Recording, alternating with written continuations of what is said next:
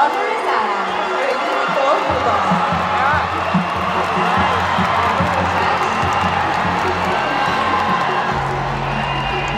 You pick Mr. Cecilio Asuncion.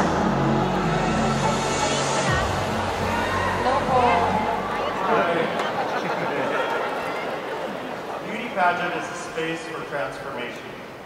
What has been your biggest character transformation since you joined, and how could this make you deserving of your crown tonight? Gusto mo mag-Tagalog ako? Pwede po. Sige.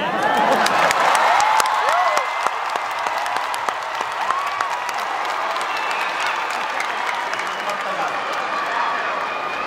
Ang beauty pageant ay isang lugar para sa transformasyon. Anong transformasyon na importante ang nangyari sa iyo habang nandito ka sa Binibining Pilipinas? Maraming salamat po. Para sa akin, isang karangalan na nakatungtong ako dito sa Binibining Pilipinas bilang isang binibining hindi inaasahan. Para sa akin, ang sarap palang mangarap. Ang sarap mangarap. Walang imposible. Isa pong komedyante na laki sa hirap. At ang aking transformasyon ay ang magbigay ng inspirasyon.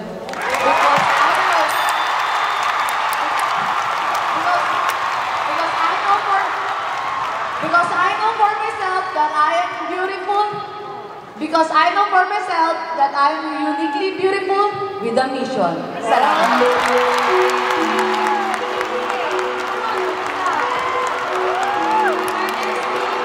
Pilipinas 2022 first runner-up.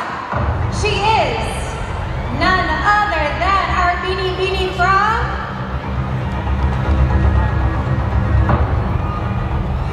Angola, Rizal, Philippines, Nicole Pudong. Presenting the award is Michelle Bumabao, Pilipinas Girl 2018.